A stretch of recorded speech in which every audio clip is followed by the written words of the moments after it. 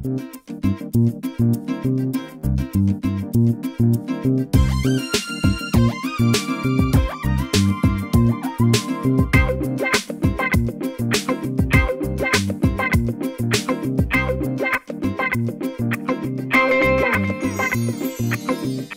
There and अस्सलाम वालेकुम। आज 42 के साथ आपकी मेज़बान ज़ोया मलिक। शायरी मुख्तसर से अल्फाज में गहरे जज्बात को खूबसूरती से बयान करने का नाम है। आज जिस शख्सियत से हम आपको मिलवा रहे हैं वो एक शायर हैं, और अगर ये कहा जाए कि वो नौजवानों में मकबूल हैं और दौरे जदीद के शायर हैं तो ये बात बिल्कुल भी गलत नहीं होगी। ना सिर्फ ये कि वो एक शायर हैं बल्कि एक होस्ट भी हैं और ड्रामा निगार भी हैं। हम आपको मिलवाने जा रहे हैं वसी शाह से। इस वक्त मैं उनके घर में मौजूद हूँ।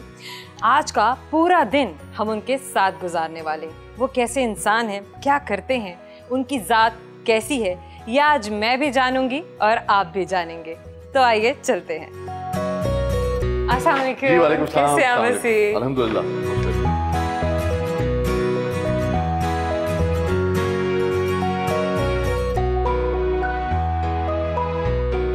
आपने कॉमर्स में तालीम हासिल की लेकिन अपने आप को शायरी और अदब की तरफ ले गए, ये सब कैसे हुआ? मैं देखिए असल में तो शायरी और अदब की तरफ ही था, मैं मतलब ले नहीं गया। और कॉमर्स का ये था कि असल में जो मेरी वालदा की ख्वाहिश थी, मतलब उस ज़माने में ख्वाहिश थी, वैसे तो सलामत है, अल्लाह ने हमारे सरों पर हमेशा सलामत रखे, आमीन। तो कि भाई ये अपना पढ़े लिखे और एक करियर में और प्रोफेशनल एक डिग्री जो है, प्रोफेशनल डिग्री जो है वो हासिल करे। तो उस वजह से फिर मैं यानी कि कॉमर्स में आ गया था। अच्छा। और लेकिन ये है कि वो जो लिटरेचर का जुनून था और शेर व अदब का जो शौक़ था, हिस्ट्री से फ़िलासफ़ी से जो रग़बत थी, वो फिर अल्टीमेटली है कि मैंने उसको मुकम्मल तो कर लिया डिग्री को, लेकिन फिर इस तरफ मैं आ गया। और मैं यानी कि मैट्रिक तक तो बुरा स्टूडेंट था, लेकिन कॉमर्स की डिग्री मैंने बड़े यानी कि अच्छे तरीके से की थी। आप अंदाज़ा कीजिए कि पार्ट 1 बीकॉम में पूरा पंजाब जो है वो मैंने टॉप किया था, मगर फिर मैं लिखने की तरफ आ गया तो उधर गया नहीं। शायरी करते हैं, शायर हैं, बहुत खूबसूरत शायरी करते हैं। आमद होती है सोच के करते हैं, क्या होता है? बुनियादी तौर पे मैं आमद का आदमी। मुझे अगर आप कहिए कि मैं मतलब बहुत सारे मेरे ऐसे लोग जो मुझे बहुत अजीज़ हैं, उन्होंने मुझे बहुत कुछ लिखने को कभी कहा। किसी ने कहा जी कुछ मेरी शादी पे लिख दो, किसी ने कुछ कहा, किसी ने कुछ कहा। बाद वक़्त टीवी के दोस्त कहते हैं कि भाई आप लिख दीजिए, वो गीत लिख दीजिए। वो मेरे लिए कभी कभी मुश्किल हो जाता है। अच्छा। तो जब तक कि ख़ुद कोई चीज़ जो है यानी कि अपनी मर्ज़ी से बादल बरसते हैं तो बरसते हैं, इसको इस ज़बरदस्ती कम से कम मेरे मिजाज में नहीं है लिखने के हवाले से। आपकी ज़्यादातर शायरी इश्क और मोहब्बत से जुड़ी हुई है, इसकी क्या वजह है? मैं अपना एक तो चीज़ों को रोमानवी अंदाज से देखता हूँ और देखता था, और दूसरी ये है कि मैं बहुत अर्ली एज में जिसे कहिए कि लिखने की तरफ कम ही है। सिर्फ मतलब मेरी जो पहली किताब है, मैं 19-20 बरस का हूँगा मैं शायद, या 21 साल का हूँगा, उस वक्त छपी थी। जो चीज़ें लिखी हुई थी वो उससे भी पहले की थी। तो इब्तदाई उम्र में जो पहली चीज़ें, जो ज़िंदगी के जो रवैये, जो रिश्ते, जो नई आने वाली चीज़ें आपको अट्रैक्ट करती हैं, उसमें लाजिम बात है कि जो आपकी सिनफ मुखालिफ है और दुनिया जिस तरीके से आपको इब्तिदा में रंगीन लगना शुरू होती है, तो ये एक वजह होगी। और लेकिन ये है कि फिर जो वक्त गुजरता गया, आपके समाजी शऊर में, आपके माशरती सियासी शऊर में इजाफा होता है। तो फिर बाद की चीज़ों में मैंने बहुत सारी ऐसी चीज़ें लिखी जो इवन बहुत सारी पॉलिटिकल पार्टीज़ ने उसका बहुत इस्तेमाल किया। बहुत सारे मतलब ऐवानों में कई मरतबा उनको पढ़ा गया, पंजाब असम्बली में भी, कौमी असम्बली में भी। वो वक्त के साथ साथ जैसे जैसे ज़िंदगी आप पे खुलती जाती है, जिस तरह से ज़िंदगी आप अपने दर जो है, अपने दरवाजे आप पर वाह करती है, जो मंज़र शायर को नज़र आता है मेरे ख्याल में वो उस पर लिखता है। मगर मैं बुनियादी तौर पे चूँकि एक रोमानवी आदमी हूँ, तो इसलिए शायद रोमानवियत जो है वो गालिब है मेरी शायरी। शादी भी पसंद की आपने? जी, शादी पसंद की मैंने। किन शायरों को पढ़ते थे, किन से इंस्पायर थे? मैं सबको ही पढ़ता था। इब्तिदा में फराज साहब मुझे बहुत पसंद थे। फराज थे, परवीन थी, और फिर फैज़ साहब थे। फिर यह है कि जब वक्त गुज़रता है तो मोहसिन नकवी साहब मरहूम, उसके बाद बाकी जो हमारे सारे लिखने वाले थे उस ज़माने के, मुनीर साहब। और फिर एक वक्त ऐसा आता है कि गालिब और मीर जो हैं वो आपको ऐसे जकड़ते हैं कि फिर आपको इर्द गिर्द की दुनिया जो है वो एक तरह से नज़र आना बंद हो जाती है। आपके ख्याल में इश्क और मोहब्बत फ़र्क क्या है? कुछ चीज़ें जो हैं वो हमारे यहाँ उनको बहुत हम फ़िलोसॉफ़िकल अंदाज में देखते हैं, और हम और कुछ चीज़ों का ताल्लुक जो है वो सब्जेक्टिव है कि आप कैसे ज़िंदगी को दे। बस एक शख्स जो है वो, हम ये कह सकते हैं कि मोहब्बत की जो इब्तदाई फॉर्म, जिसे अंग्रेज़ी में कहते हैं कि इन्फेचुएशन है, फिर उसके बाद आप मोहब्बत में किसी की गिरफ़्तार होते हैं, किसी रवैये की, किसी दोस्त की, किसी सिनफ़ मुखालिफ की, किसी नज़रिए की, अपने मादर वतन की, कोई भी यानी कि वो चीज़ हो सकती है।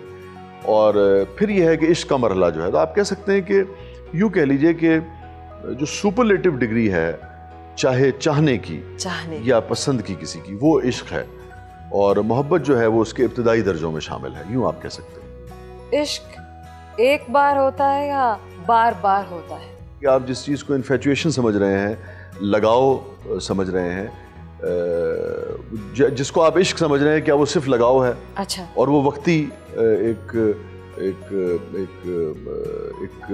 वक्ती रवैया है और फिर वो ख़त्म हो जाएगा आपकी ज़िंदगी से। सो बाज़ औक़ात इंसान अपने आप को भी धोखा दे रहा होता है। हम जो समझ रहे होते हैं, हम जिस कैफियत में मुब्तला हैं, एक्चुअली हम उस कैफियत में मुब्तला नहीं होते। बाज़ औक़ात हम समझते हैं कि हमें किसी से रूहानी अक़ीदत हो गई है, लेकिन हम सिर्फ हवस में मुब्तला होते हैं। हमसे मेरी मुराद मैं इंसानी रवैये की बात कर रहा हूँ। और बाज़ औक़ात जो है वो जो हवस है वही आपको इश्क की तरफ ले जाती है। बाज़ औक़ात आपका इश्क जो है वो हवस की ख्वाहिश की वजह से बर्बाद हो जाता है।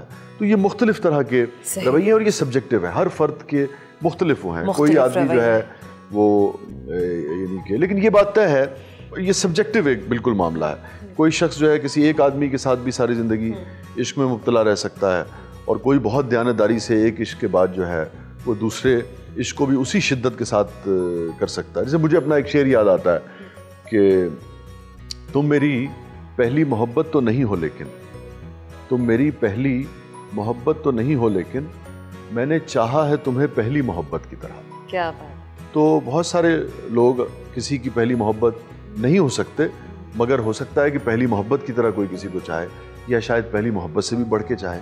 तो ये तो रिलेटिव टर्म है और बहुत ही सब्जेक्टिव है। आपकी तहरीर, आपकी शायरी, इसमें एक ख़ास किस्म की कनेक्टिविटी है जो हमारी नौजवान नस्ल को जोड़े रखती है। इसकी क्या वजह है? यही है, एक तो उसकी अता है, और फिर जो सलाहियत उसने इनबिल्ट रखी होती है आपके अंदर। मुझे आज भी याद है कि मैं 8 बरस का था तो मेरे वालिद की डेथ हुई थी, तो उस वक्त से मैं शेर कह रहा हूँ, और 8 बरस से पहले से मैं इनफैक्ट लिख रहा था, पढ़ रहा था। तो ये मेरा तो इसमें कोई कमाल नहीं है, लाज़िम बात है उसने एक सलाहियत दे के मुझे भेजा है। जैसे मोर को उसने एक सलाहियत दी है कि जब वो सरमस्ती में आता है तो अपने पर फैलाता है और रक्स करता है। ये सलाहियत जो है ये शेर के पास नहीं है। तो जो शेर के पास जो सलाहियत है वो बुलबुल के पास नहीं है। बुलबुल को जो हुनर उसने अता किया हुआ है, वो हुनर जो है वो उसने किसी और परिंदे को अता नहीं किया। तो सबको उसने कुछ ना कुछ दे के भेजा है, उसको एक्सप्लोर करने की बात होती है। हाँ, अब जो इख्तियार में है हमारे, तो जैसे देखिए ना, हज़रत अली करमल्लाहु वजहहु ने फरमाया था ना कि कितना इख्तियार है कि एक टांग उठा लो तो इतना इख्तियार है, दूसरी उठा लो, दूसरी का नहीं है। तो जो एक टांग उठाने का इख्तियार है, कामयाबी जो है आप समझिए इसी एक तो टांग उसने आपको दी, ये उसकी अता है, और फिर उसको उठाने का इख्तियार जो उसने आपको दिया, इन दोनों चीज़ों के दरमियान ही कामयाबी जो है किसी नौयत की वो छुपी हुई है। और दूसरा ये है कि मैंने कभी तसन्नो से काम नहीं लिया। अच्छा। कभी यानी कि अपनी शायरी में कभी झूठ नहीं बोला। अच्छा। जैसे ज़िंदगी को देखता हूँ, जैसे सोचता हूँ, वैसे लिखने की कोशिश की। पसंदीदा शायरी मजमुआ कौन सा है आपका? मेरा अपना, या मतलब जो मैं आप अपना बताइए। अपना तो देखिए वो आप रोज़ सीख रहे होते हैं, बेहतर से बेहतर की जुस्तजू में होते हैं। अच्छा। तो कोई चीज़ जब आप नई लिखते हैं तो बाज़ औक़ात वो कुछ अर्से आपको लगता है बहुत आपको अपने हिसार में लिए रखती है, अपनी खुशबू में लिए रखती है, तो आपको लगता है बहुत अच्छी। फिर कुछ अर्से के बाद लगता है कि भाई, वो यूसुफ़ी साहब कहते थे ना कि कोई भी चीज़ आप लिखें तो उसको पाल में लगा दें, जैसे फल को लगा देते थे ना, कि कुछ अर्से के बाद फिर वो पक के जब वो तैयार हो जाता है तो फिर उसकी खुशबू, असल खुशबू और असल उसके जायके का आपको पता लगता है। तो लेकिन यह है कि आप मुझसे अगर ये पूछिए कि तो गालिब का जो दीवान है, मीर का, चूँकि मीर का ज़्यादा कलाम है, लेकिन मीर का कलाम और फिर इकबाल, ये 3 लोग जो हैं ये किसी भी वक्त आप समझिए कि, और शायद ही कोई दिन ऐसा गुजरता हो जब इसमें से कोई किसी का कलाम जो है मेरी नज़र से ना गुजरता हो या मैं ना पढ़ता हूँ। आप राइटर भी हैं, शायर भी हैं, जर्नलिस्ट भी हैं, होस्ट भी हैं, एक ही साथ में इतने सारे किरदार। खुद आपका अपना पसंदीदा किरदार आपकी अपनी ज़ात के हवाले से कौन सा है? देखिए, एक तो मेरा ये ख्याल है, मुझे कभी भी ना, मैं उन लोगों में से हूँ जो किसी एक शोबे में काम करने के कायल होते हैं, और मैं समझता हूँ कि लोगों को किसी एक शोबे में भी आपको महारत जो है वो हासिल करनी चाहिए। और मेरा इस पे, अब आप कहेंगे भाई आप तो इतने काम करते हैं, मुझे लगता है ये एक ही शोबा है। जैसे मिसाल के तौर पे देखिए आप कि मैं जब तारीख़ पढ़ता हूँ, इस्लामी तारीख़ है, उस तारीख़ का मतलब ये है कि उसमें अब सियासत जो है उसका बुनियादी हिस्सा है, मुसलमानों की तारीख़ है, मुसलमान बादशाहों की तारीख़ है, खुलफा की तारीख़ है, वेस्टर्न जो हिस्ट्री है, यूरोपियन हिस्ट्री है, हमारा जो सब कॉन्टिनेंट है यहाँ की हिस्ट्री है, या आजकल ऑटोमन्स जो है ये बहुत हमारे यहाँ बहुत इन हो गया है, ये हिस्ट्री है सारी, और ये सारा। अब जब आप ये पढ़ते हैं तो अब हमारे यहाँ कोई विंडो नहीं है जहाँ आपने इसके हवाले से जो राय भी कायम की है। मिसाल के तौर पे अब ये जो उस्मानी जो खुलफा हैं, जो भी आपकी राय किसी के बारे में है, वो आप अगर उसके ऊपर कोई बात करना चाहते हैं तो आपके पास कोई विंडो नहीं है टेलीविज़न में कि आप उसके ऊपर कोई ड्रामा लिख सकें। तो आपके पास क्या रह जाता है? आपके पास कॉलम जो है वो एक सूरत रहती है, या शेर की सूरत में आप उसका इजहार करेंगे। इसी तरीके से साइंस के हवाले से हम जो पढ़ते हैं, हम जो इंसानी नफ्सियात जो है, आप फ्रॉइड को पढ़ते हैं, आप दीगर लोगों को पढ़ते हैं, या लिटरेचर आप पढ़ते हैं, ये सब का जो कॉम्बिनेशन है ये मुख्तलिफ फॉर्मेट्स में निकलता है। बुनियादी तौर पे एक ही काम है, मैं एक तालिब इल्म हूँ, एक इल्म का प्यासा हूँ। इल्म की जो मुख्तलिफ शाखें हैं, सही, उनकी प्यास जो है वो मेरे अंदर है, और मैं उसका तालिब इल्म हूँ। उसका इजहार जो है बाज़ औक़ात उसका फॉर्मेट बदल जाता है।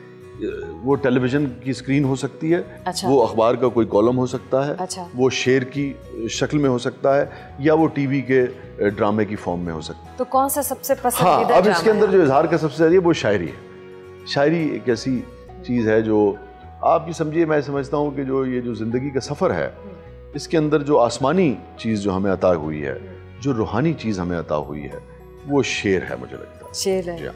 अपना सबसे पसंदीदा ड्रामा कौन सा है आपका? जो मैंने प्लेज लिखे हैं, हाँ देखिए ये भी एक मुश्किल काम है, क्योंकि बहुत सारे आप यानी कि सभी से वो होता है। जैसे इब्तिदा में जो पहला मेरा प्ले था वो था आहन, वो तो चूँकि बिल्कुल ही पहली मोहब्बत जिसे आप कह लीजिए, वो उस हवाले से बहुत मुझे अजीज़ है। फिर उसके बाद जियो से जो मैंने काम किया, जैसे थोड़ी सी वफ़ा चाहिए, साजिद हसन वगैरह जिसमें थे, इफ़त थी, साजिद, अदनान, महविश हयात भी थी उसमें उस वक्त। और फिर लिबास एक मैं सीरीज़ किया करता था जियो से, जो मियाँ बीवी के ताल्लुक़ के ऊपर थी, और उसके हमने 3-4 सीजन्स किए थे। जो ताल्लुक़ एक सीरीज़ करते थे, जो और डार्क जो साइड है उसके ऊपर यानी कि बेस था। और फिर हमसे कुछ सीरीज़ चले थे, एक तमन्ना ला हासिल जैसे था। फिर हमारे दोस्त हैं शाहिद ज़हूर साहब, उनके साथ मैंने चूँकि बहुत काम किया। हमने लगन एक सीरियल था, एक सीरियल छत था, और फिर लेकिन अबव ऑल जो शाहिद भाई के साथ भी जो सीरियल हमने बनाया था मलंगी, वो मैं इसलिए भी उसका जिक्र करूँगा कि अब हमने उसके सीक्वल जो है, अब अच्छा। कुछ ऐसे मैंने गैप दिया था, दोबारा अब लिखना शुरू किया। तो मलंगी अभी उसका नाम हमने मलंगी 2 ही कंसीव किया है। ठीक। तो वो जो है अब हम दोबारा, बल्कि आजकल उसकी प्रिपरेशन हो रही है, स्क्रिप्ट पे उसके काम हो रहा है, सही। उसकी कास्टिंग जो है उसके ऊपर काम हो रहा है। तो वो मुझे इसलिए भी पसंद था कि वो पूरे पाकिस्तान को पसंद था। मेरे भी जो मुझे लगता है कि अगर मेरे जो टॉप के 2-3 टॉप 3 या टॉप 5 अगर काम निकालें तो वो उनमें से एक है।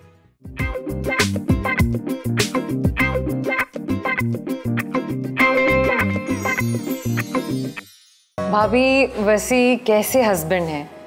वसी अल्हम्दुलिल्लाह बहुत अच्छे हस्बैंड हैं। वसी हमेशा मोहब्बत, केयर और बहुत ख्याल रखते हैं, और शायर हैं तो थोड़ा वो रोमांटिक वो भी इनकी तरफ से आता रहता है। तो ज़िंदगी खुशगवार है अल्हम्दुलिल्लाह। आपकी ज़िंदगी का ये जो 20 साल का शादी का सफ़र है, जी जी, ये कैसा गुजरा है? सफ़र अच्छा गुजरा है। शायर हैं तो अप एंड डाउन्स और सारा कुछ ज़िंदगी में जैसे सबके नॉर्मल ज़िंदगी में चलता है वैसे ही चलता है, लेकिन अच्छा अल्हम्दुलिल्लाह अच्छा सफ़र गुजरा है। कितने बच्चे हैं आपके? 4 अल्हम्दुलिल्लाह। बच्चों से हम बात करते हैं। क्या नाम है आपका? दुआ। और कितने भाई हैं आपके? मेरे 3 छोटे भाई हैं। आप सबसे बड़ी हैं? मैं सबसे बड़ी हूँ। डांट किससे ज़्यादा पिटती है, बाबा से या मामा से?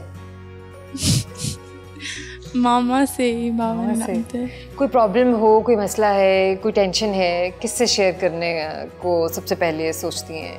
मामा से या पापा से जाके कहना है? डिपेंड्स किस तरह की प्रॉब्लम है। हाँ बट हाँ, दोनों ही pretty approachable हैं about anything honestly। अहमद से भी हम बात कहते हैं। अस्सलाम वालेकुम। वालेकुम अस्सलाम अहमद, कौन सी क्लास में? मैं A levels अब यूनिवर्सिटी में जा रहा हूँ। ठीक है, और सबसे ज़्यादा दोस्ती आपकी किससे है? मेरी वो तीसरे वाले से जो अभी अंदर है, इससे थोड़ी बहुत है। लड़ाई तो होती होगी। और इससे भी ऑब्वियसली। बहुत ज़्यादा, सभी से लड़ाई है। अच्छा, छोटे भाई के साथ कैसा होता है रिलेशनशिप? क्योंकि एक एज गैप भी है, फिर उनकी जो है मेंटल लेवल वो कुछ और, आपका कुछ और, फ्रेंड्स कुछ और, उनके कुछ और। सिमिलर इंटरेस्ट होते हैं, मतलब ऑब्वियसली लड़का ही है तो। Are you helping brother? Yes obviously. Always?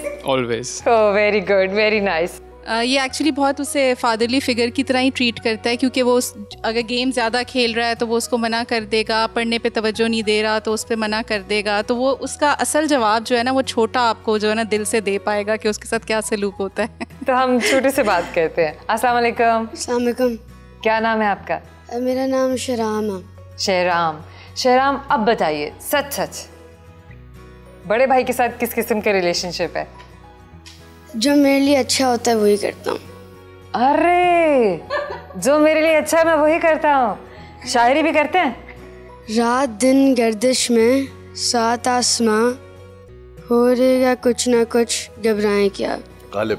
अरे अरे अरे, क्या बात है, क्या बात है। शायरी में कितना इंटरेस्ट है? मेरे बाबा से गाते हैं तो बहुत है। Oh wow. बीवी बच्चों के साथ नाश्ता किया।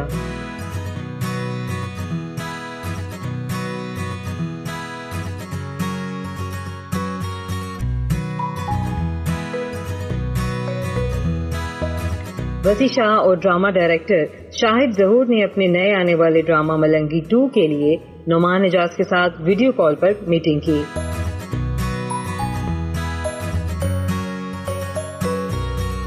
नुमान जी, आज से 15 साल पहले जब मलंगी बना था, बहुत बड़ा हिट था। आज इसका सीक्वल जो है दोबारा बनने जा रहा है, आप इसके बारे में क्या कहेंगे? पहला पार्ट बना था तो मैं 25 साल का था, आज मैं 40 साल का हूँ, बस इतना ही फर्क है, कोई ज्यादा फर्क नहीं पड़ा। लेकिन आज से 15 साल पहले ऑडियंस, और अगर हम काम के प्रोडक्शन के मामलात को देखते हैं, आजकल के सिनेरियो को देखते हैं, तो उस हवाले से आप क्या कहेंगे? देखिए, ये कोविड-19 के दौरान यूजुअली प्रोडक्शन टीम को तो फ़ोन नहीं आता है, लेकिन जो आर्टिस्ट उसमें काम कर रहे होते हैं, क्योंकि कोविड-19 में हिंदुस्तान में बहुत देखे गए हैं पाकिस्तान के, ये इसको थोड़ी सी खुशनसीबी समझ लीजिए। And honestly speaking, Malangi is one of the, और मलंगी को बहुत सराहा गया। मुझे बहुत सारे फीडबैक इंडिया से आई है, उसके डायलॉग्स के पर्सपेक्टिव से, उसकी डायरेक्शन के पर्सपेक्टिव से, उसकी प्रोडक्शन के हवाले से, एक्टरों की परफॉर्मेंसेस के हवाले से, सवाए 2-4 फीकों के, बाकी सब ठीक थे उसमें। तो अच्छा रिस्पांस है, एंड आई एम श्योर कि जब इसका पार्ट 2 बनने जाएगा तो वो जो 2-4 फीके पहले डाले हुए थे वो नहीं डलेंगे इस दफ़ा, और ये मज़ीद बेहतर और खूबसूरत प्रोडक्शन बन के सामने आएगी इंशाल्लाह, इंशाल्लाह। Thank you so much, thank you so much.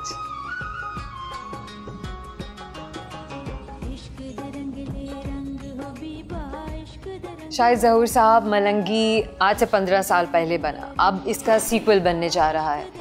आप इस प्रोजेक्ट के बारे में क्या कहेंगे, क्या एक्सपेक्टेशंस हैं? मलंगी मेरा एक ऐसा प्रोजेक्ट था एज डायरेक्टर, अल्हम्दुलिल्लाह के मेरे लिए आज भी वो उसी तरह ताज़ा है। उसका frame by frame, shot by shot, scene by scene 15 साल पहले जो मैंने किया था, मुझे ऐसे ही लगता है जैसे वो मैंने शायद कल किया था या लास्ट मंथ में शायद मैंने वो शूट किया था। वो इतना खूबसूरत प्रोजेक्ट की जो लुक्स थी, जो उसकी राइटिंग थी, ख़ासकर जो वसी की, ख़ासकर उस स्क्रिप्ट के अंदर जो वो मैं समझता हूँ एक डिफरेंट वसी है अनडाउटेड वो मलंगी के अंदर। बेशक। अच्छा, वो जब हमने ऑफ कोर्स पंजाब का कल्चर वैसे ही, सकाफ़त वैसे ही बहुत खूबसूरत है, अनफॉर्चुनेटली हम इस पे उसके बाद बहुत सारा काम नहीं हो सका जो होना चाहिए था। तो उसके 4-5 साल बाद भी लोगों ने मुझे कहा कि मलंगी आप दोबारा बनाएं, मलंगी 2 बनाएं। तो मैंने कहा नहीं, अभी नहीं, अभी इसका टाइम नहीं है। था मेरे शुरू दिन से जब से मलंगी लोगों को पसंद आया, क्लिक हुआ, तो मेरे जहन में था इसका सीक्वल बनना चाहिए। लेकिन सीक्वल के लिए थोड़ा सा आपको इंतज़ार करना पड़ता है। तो मैं समझता हूँ कि इस दौर में मैं पिछले को 2 साल से सोच रहा हूँ इस बारे में कि बनाया जाए, बस इसी गाए बगाए डिस्कशन होती रही। इन्होंने कायल किया, मेरे बिल्कुल और जहन में नहीं था, वसी के जहन में नहीं था। वसी कहते कुछ नया कर लेते हैं। मैंने कहा नहीं, नया तो कर ही रहे हैं, नए तो आप भी कर रहे हैं, नया मेरे भी कुछ चीज़ें चल रही हैं और हो ही रही हैं, वसी मलंगी करना है। कहते कि आपके जहन में क्या है? मैंने कहा वो मेरे जहन में नहीं है, आपके जहन में है, वो आपने पहले किया था, अब भी आप ही करेंगे। टाइम मिला तो मैंने कुछ चीज़ें मैंने अपनी दोबारा रिवाइज़ की, देखी, तो उसमें मलंगी ऑफ कोर्स मेरा फर्स्ट प्रायोरिटी पे था। उसको इंटरनेशनली और वो क्लासिक्स में है, पाकिस्तान टेलीविजन से ऑनर गया था। एंड आई एम लकी, मेरा ये दूसरा या तीसरा प्ले था एज डायरेक्टर। जब ये मैंने डायरेक्ट किया था, ये मेरा तीसरा प्ले था मेरा, या चौथा था, 4th था। तो मुझे क्लासिक्स डायरेक्टर्स का एक उसमें मिल गया रिवॉर्ड। लक्स अवार्ड में भी ये नॉमिनेट हुआ, उसमें बेस्ट डायरेक्टर में भी था, बेस्ट एक्टर्स में भी था। एट दैट टाइम जो भी वहाँ कैटेगरीज उस वक्त थी, तो उनमें वो नॉमिनेट था। मुझे लगता है कि जब आप शहरी ज़िंदगी पे आप जब प्लेस बनाते हैं, हमने बहुत काम किया, तो वो भी अपनी जगह ठीक है, कोई उसमें कबाहत नहीं है, कोई हर्ज नहीं है, उसमें मामला कोई बात होनी चाहिए। मगर ख़ास तौर पे जब आप अपनी जो रूरल एरियाज़ हैं, जो रूरल सब्जेक्ट को जब आप टच करते हैं, और आप जो मिट्टी से, ज़मीन से जुड़े हुए आप जब सब्जेक्ट्स को टच करते हैं, तो मुझे लगता है कि वही फ़र्क है जो ऑर्गेनिक फूड में और दूसरे फूड में जो एक फ़र्क होता है। चूँकि आप मतलब जब आप अगर को मलंगी का आपको इत्तेफाक हो, या वो सब्जेक्ट्स जो आपके गांव में, देहातों में, मुज़ाफ़ात में बने हुए, जहाँ कंक्रीट नहीं है, जहाँ नेचर है, जहाँ आपको आप अंदाज़ा कीजिए कि वो हवा, वो फ़िज़ा, वो ऑक्सीजन जो है, वो आपको कैमरे के थ्रू अपने लंग्स में ट्रांसफ़र होती हुई महसूस होती है। इतनी ओरिजिनलिटी आपको उस सब्जेक्ट्स में फ़ील होती है। तो उसके पूरे एनवायरनमेंट में, और फिर शाहिद भाई जैसा जब डायरेक्टर हो, DP हो, DOP हो, तो वो उस पूरी फ़िज़ा को कन्वर्ट कर देता है। वो स्क्रीन आपको लगता है कि आप उसका हिस्सा हैं, उस मंज़र का हिस्सा हैं, उस माहौल का हिस्सा हैं, उस माहौल की सर्दी और गर्मी को आप फील कर सकते हैं। और फिर वहाँ जो किरदार हैं, चाहे वो नबातात हैं, चाहे वो जमादात हैं, चाहे वो धरती है, चाहे वो पौधे हैं, चाहे वो फल है, चाहे वो वहाँ जो जन्म लेने वाले जो किरदार हैं, इंसानी किरदार हैं, चाहे उनके रिश्ते और रवैये, वो सब ऑर्गेनिक फूड की तरह होते, ओरिजिनल और हकीकी, बहुत हकीकी, बहुत ओरिजिनल और बहुत ही खालिस, बहुत ही प्योर। तो अफसोस ये होता है कि हमने उन सब्जेक्ट्स को पिछले कुछ अरसे में नज़रअंदाज किया। हम लोग 6 महीने से स्क्रिप्ट पे काम कर रहे हैं अल्हम्दुलिल्लाह, और वसी साहब का थैंक यू कि वो इस पे आए हैं, और फिर इतने ज़ोर से आए हैं कि उन्होंने ऑन किया मुझे। अच्छा, पहले भी मलंगी इसी तरह बना था कि उन्होंने एक कागज़ मेरे सामने रखा था, तो मैंने जस्ट उसके नाम पढ़े, तो उसमें लिखा हुआ था 200 मलंगी जनते। मैंने कहा ये सीरियल मैंने करना है। कहते क्या मतलब? और उस पर शायद कुछ चाय वाय भी गिरी हुई थी, मुझे आज भी याद है वो इतना सा कागज़। मैंने कहा ये करना है, मैंने, ये मेरा हो गया। तो मलंगी माशाल्लाह बन गया। पहला 1 लाइनर जो बिल्कुल ऐसे था। तो अब ये है कि बेसिकली मलंगी जो था, वो था तो राइट्स के लिए, ह्यूमन राइट्स के लिए बेसिकली, बट थी वो रोमांटिक स्टोरी, और एक इंतहाई मतलब समझ ले कि इंटेंस रोमांटिक स्टोरी थी। ये भी हमारा प्ले जो मलंगी 2 बनेगा, वो भी हम उसका फोकस रोमांटिक ही बनाएंगे इंशाअल्लाह, क्योंकि मोहब्बत इंसान का ऑफ कोर्स एक खासा भी है, और मोहब्बत के बगैर कुछ भी नहीं, नथिंग।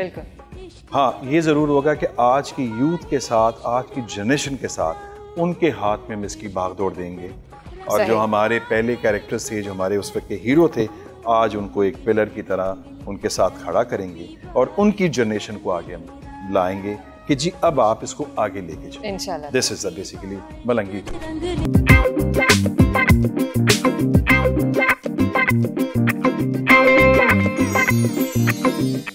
होस्ट होने के नाते एक और शो आप अपना लेकर आ रहे हैं, जिस पर काम कर रहे हैं, कुछ इसके बारे में आप हमें बताइए। हाँ, देखिए, ये हमारी यही टीम पहले भी थी, और बहुत ही अल्हम्दुलिल्लाह कामयाबी से हमने तकरीबन 6 साल हमने ना इकट्ठे काम किया। तो दिन रात आप अंदाज़ा करें कि 10 से 12 घंटे इकट्ठे काम करना, हफ्ते में 4 दिन। मेरे ख्याल ज़्यादा वक्त कहें 10 से 11 या 12 नहीं, आप कहें 10 से कोई 16-17। हाँ सही है। क्योंकि हम जब आपके साथ काम करते थे तो आप नीचे उतर के चैनल के गार्ड से पूछते थे कि मेरी कास्ट में से कोई बंदा फ्रेश तो नहीं गया। वो रो के बताता था नहीं जी, रोंदे गए सारे। ये वैसे सरदार साहब का बड़ापन है, वरना मैं आपको सच्ची बात बताऊं, वो मेरे लिए ये एजाज़ है कि मैं इन लोगों के साथ काम करता हूँ। नहीं और सच्ची बात ही है। ताहिर साहब से भी हम पूछेंगे, सखावत साहब से भी पूछेंगे, आपका कैसा तजुर्बा रहा शाह साहब के साथ काम करने का, कैसे दोस्त हैं? वो तो सबने सुन रखा है ना कि सैयद सोना सखी हुंदा है ते इन्हां सैयद दे बारे मैं कहांगा अजकल जिहड़ा दौर चल रहा है ना जी, जिन्नी देर को कम करदा उन्नी देर ओहदा तल्लक है, उन्नी देर ओहदा रिश्ता है। सही।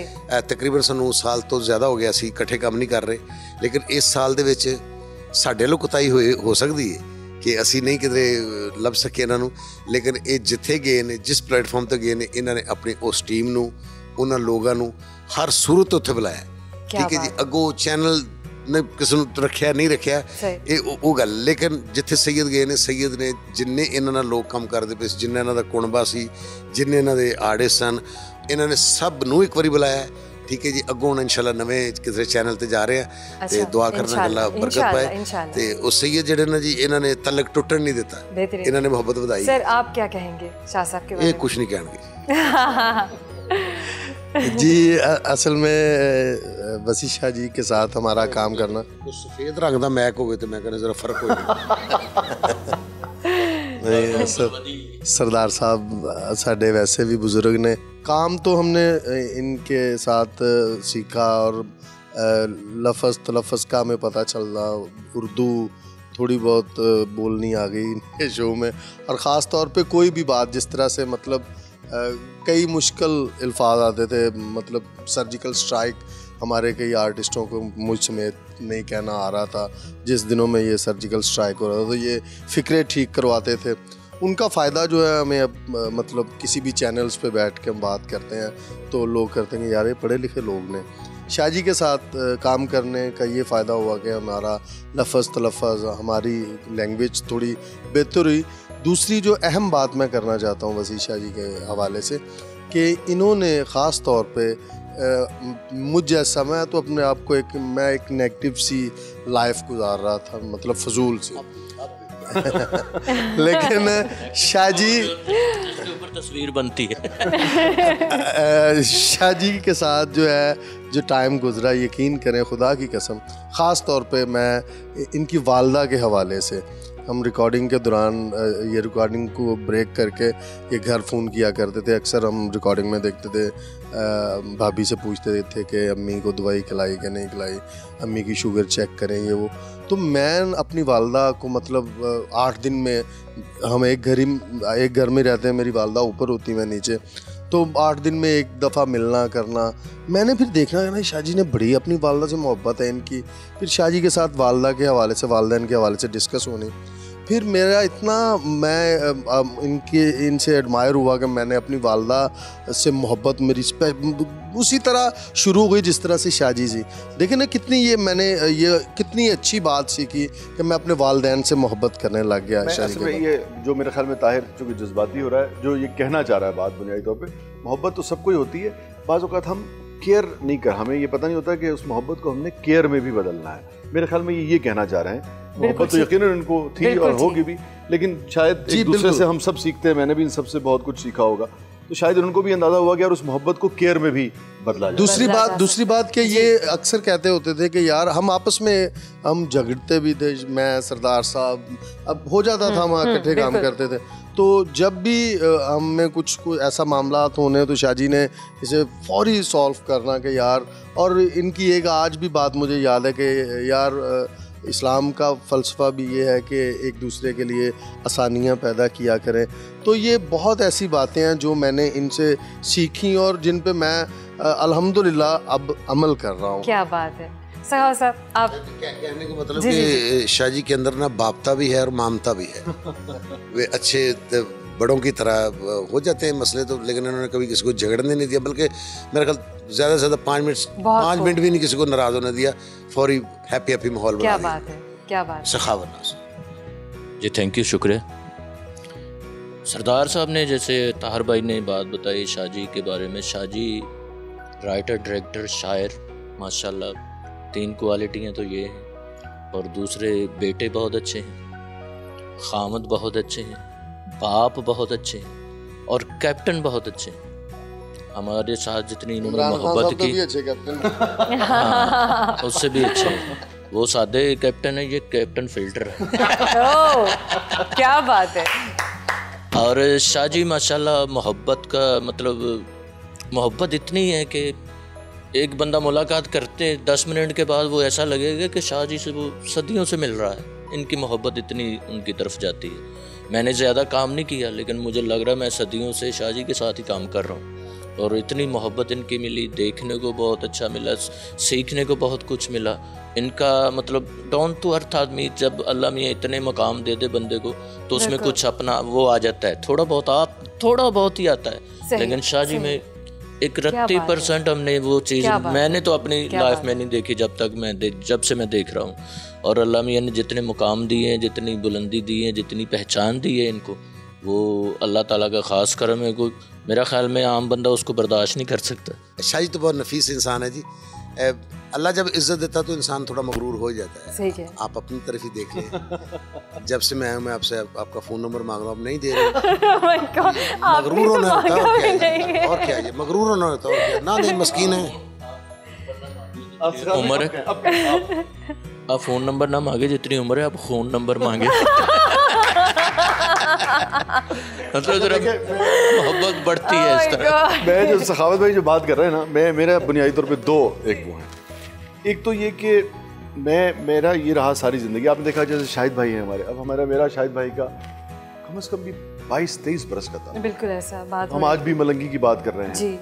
तो देखिए ना 23-23 साल तक एक होते हैं बचपन के रिश्ते, बचपन के दोस्त जिनके साथ आपकी बहुत सारी यादें होती, फिर प्रोफेशनल ताल्लुकात जो होते हैं।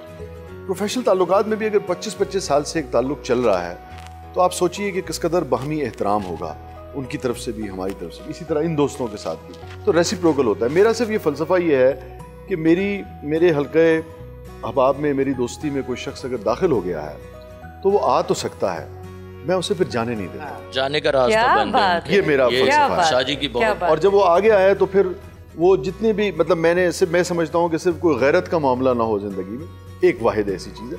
बाकी पैसे, लेन देन, छोटा मोटा, तो आपको रिलेशनशिप के हवाले से बहुत बड़ा जिगरा करना चाहिए।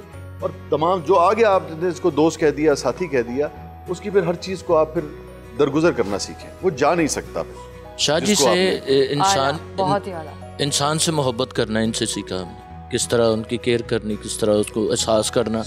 हालांकि सरदार साहब जब रिकॉर्डिंग करते थे, दौरान रिकॉर्डिंग इनकी तबीयत खराब हो जानी, इन्होंने सिरप लिया के देने, इन्होंने दवाइयाँ लिया के देनियाँ, खांसी लग जानी, खांसी लग जानी, घंटा इन्हों के लक च मुक्के मार देना।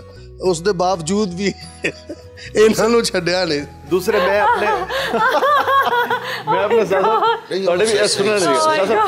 बिल्कुल सही कह रहे हैं। वाकई मेरी तबीयत खराब हो जाती थी, सिरप भी लाते थे। इस साल की मैराथन रहे थे, ये जीते ऐसे। अच्छा साहब, दूसरे एक और जो मेरा शाह साहब से तो कुछ पूछना ही नहीं चाहिए। जब इससे मोहब्बत करते तो इससे अगर कोई बात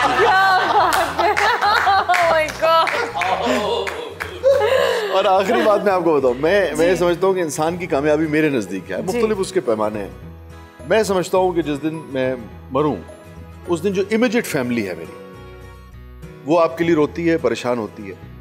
अगर उस इमीडिएट फैमिली के अलावा मेरी माँ बाप, बहन भाई, बच्चे, वो लोग जिन्होंने मेरे साथ काम किया या मैंने जिनके साथ काम किया, अगर वो एक आंसू ना भी बहाएं, अगर सिर्फ ये कह दें कि यार बहुत अच्छा वक्त गुजरा और he was a good man, मैं समझता हूँ ये है असल में कामयाबी। कि आपकी इमीडिएट फैमिली के अलावा भी कोई शख्स आपके इस दुनिया में न होने पे थोड़ा सा उदास ज़रूर हो, तो ये इंसान की कामयाबी है। बाकी सारी चीज़ें तो यही रहेगा। ये वही बात है जो मैंने आपको बताई कि इंसानियत से मोहब्बत, दूसरों को खुश करना, अपने पे तकलीफ़ लेकर दूसरे को खुश करना, दूसरे को हैप्पी करना, आसानी पैदा करना, शाहजी की आदत में है, इनका वो स्टाइल है। वरना मशारे थे तुसी सद लो, भावें 200 रुपया दो पहुँच जाएंगे। जिद नहीं करनी है ना। जंगल च मुशायरा कर रहे हैं लोग, पता बन के। देखे ना जी, शाह साहब की इतनी मोहब्बत है और इस शख्स पे तो इतने आसान आता है शाह साहब के कि ये शाह साहब के कहने पे पहली बारी नाता सी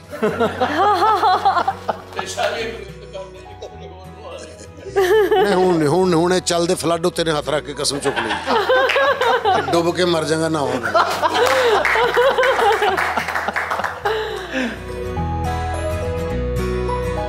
शायरी भी आप करते हैं, आप करते रहते हैं, शायर जो हुए, कुछ ताज़ा जो आपने लिखा हो? मैं ज़रूर, एक ताज़ा गज़ल है। लड़का था एक लड़की थी, एक रह गुज़ार थी। लड़का था एक लड़की थी, एक रह गुज़ार थी, और दोस्ती तीनों में बहुत पायदार थी। मस्ती में जैसे झूमते सूरजमुखी के फूल, मस्ती में जैसे झूमते सूरजमुखी के फूल, वो शोखियाँ भी करते हुए बावकार थी। और वो शोखियाँ भी करते हुए बावकार थी। खुद पर बला का इख्तियार था उसे मगर, खुद पर बला का इख्तियार था उसे मगर, मेरे मुआमले में वो बेइख्तियार थी। खुद पर बला का इख्तियार था उसे मगर, मेरे मामले में वो बेइख्तियार थी। महंगे लिबास वाले सभी मांद पड़ गए, महंगे लिबास वाले सभी मांद पड़ गए, सादा सी सारी में वो बहुत शानदार थी। क्या बात है, क्या बात है, कितनी सादगी से सादगी का बयान किया है, बहुत ही खूबसूरत। घर से शबनम मजीद के स्टूडियो की तरफ रवाना हुए।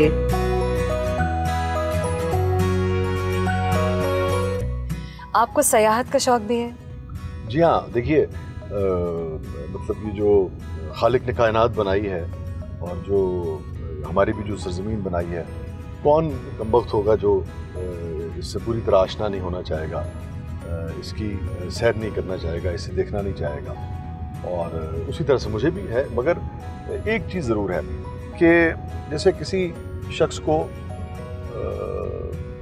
बहुत सारे यानी कि महबूब मैसर आए, आप समझिए, बहुत सारी कुर्बतें नसीब हों, और उसके बाद वो किसी एक वजूद में के इश्क में मुब्तला हो जाए। मेरे साथ ये आलम है। वैसे मैं अक्सर कहता हूँ कि वो अमेरिकन ने भी, रेड इंडियंस ने भी अमेरिका इतना नहीं देखा होगा जितना मैंने देखा, इसलिए कि हमारे मुशायरे होते थे और पूरे वो अमेरिका में यानी कि वो यानी कि एक जो उनका जो टाइम जोन है उससे लेके दूसरे टाइम जोन तक सारे वो उसमें होते थे। फिर बाकी भी यूरोप है, मिडल ईस्ट है, और शायद ही कोई ऐसा खित्ता हो, बेशतर जो दुनिया है वो देखी हुई है अल्हम्दुलिल्लाह। और उसके बाद मैं इस नतीजे पे पहुंचा हूँ कि ये जो खित्ते अर्जी है, जो हमारी मादरे वतन है, जिसको हम पाकिस्तान कहते हैं, ऐसा महबूब, ऐसा खित्ता जो है वो दुनिया में कहीं नहीं। टीवी का एक अपना एक्सपीरियंस है, लाइव मुशायरों में जाना और इतने सारे लोगों, इतनी ऑडियंस के सामने, सामीन के सामने, हाज़रीन के सामने अपना कलाम पेश करना, फिर दाद वसूल करना, काफ़ी मुश्किल काम है। कोई ख़ास जो है तजुर्बा, ऐसा यादगार जो है, ऐसा मौका जो आपको याद रह गया हो और हमेशा याद रहे? हाँ देखिए, इसमें एक तो इतना प्रॉम्प्ट, इतना इमीडिएट रिस्पॉन्स होता है मुशायरे में। जैसे आपने अक्सर देखा होगा, जो बड़े बड़े फ़नकार हैं दुनिया में, बेशतर लोगों से आप पूछें जो आर्टिस्ट है, तो वो आपको बताएंगे कि वो फिल्म भी करते हैं, टीवी भी करते हैं, ये भी करते हैं, वो भी करते हैं, मगर स्टेज का जो लुत्फ़ है वो कोई उसको मैच नहीं कर पाता कोई। उसकी वजह ये है कि वो ऑडियंस का फौरी जो रिस्पॉन्स है वो आपको ऐसा पंप कर देता है, ऐसा चार्ज कर देता है। सबसे यादगार मुशायरा देखिए बेशुमार है। अभी जो कोविड से पहले जो आखिरी मुशायरा हुआ था साहिवाल यूनिवर्सिटी में, इनफैक्ट वो मेरे साथ ही एक शाम थी इंडिविजुअल, और बहुत ही चार्ज्ड स्टूडेंट्स थे वहाँ। और तलबा ने बहुत ही, यानी कि जो मेरे अच्छे मुशायरे हैं अल्हम्दुलिल्लाह, उनमें से वो एक था। आपकी लिखी हुई शायरी को ना सिर्फ ये कि पाकिस्तान में उनकी धुनें तरतीब दी गई, यहाँ के मौसीकारों ने उनको तरतीब दिया, यहाँ के गुलकारों ने उनको गाया, बल्कि पाकिस्तान से बाहर भी मौसीकारों ने उनकी धुनें तरतीब दी, गुलकारों ने उनको गाया। कुछ हमारी ऑडियंस को भी इसके बारे में बताइए। जी हाँ, देखिए अल्हम्दुलिल्लाह सभी ने, मतलब इवन जो ऑस्कर विनर सिंगर हैं सुखविंदर सिंह, उन्होंने भी गाया, जो मेरा ऑस्कर का थीम सॉन्ग था।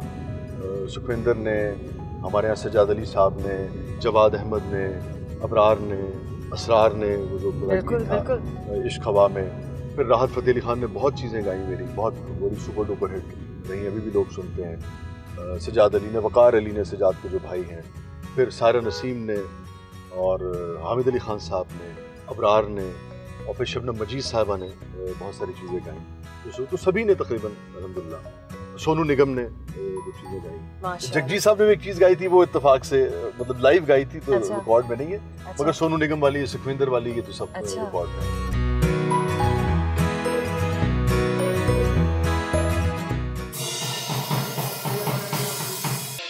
जनाबे मन, अस्सलाम वालेकुम, क्या हाल है? प्यारे मेरे दोस्त मिल गए मुझे।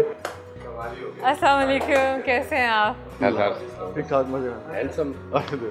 ये जनाब देखिए आप, ये जो ताफू साहब हैं, ये सब कॉन्टिनेंट का जो बड़ा घराना है, और यानी कि कॉम्पोजिशन में भी और रिदम में भी, दोनों उसमें इस फैमिली का, इस खानवादे का कोई मैच नहीं। और ये जनाब ताफू साहब के चश्मो चिराग हैं, और शबनम जो है हमारी बहनों की तरह हैं। बिल्कुल। और ये भी पाकिस्तान का एक ऐसा बड़ा नाम है। अपने एहसास से छूकर मुझे संदल कर दो, अपने एहसास से छूकर मुझे संदल कर दो, मैं के सदियों से अधूरा हूँ, मुकम्मल कर दो। शबनम मजीद और वसी शाह ने अपने आने वाले प्रोजेक्ट की रिहर्सल की।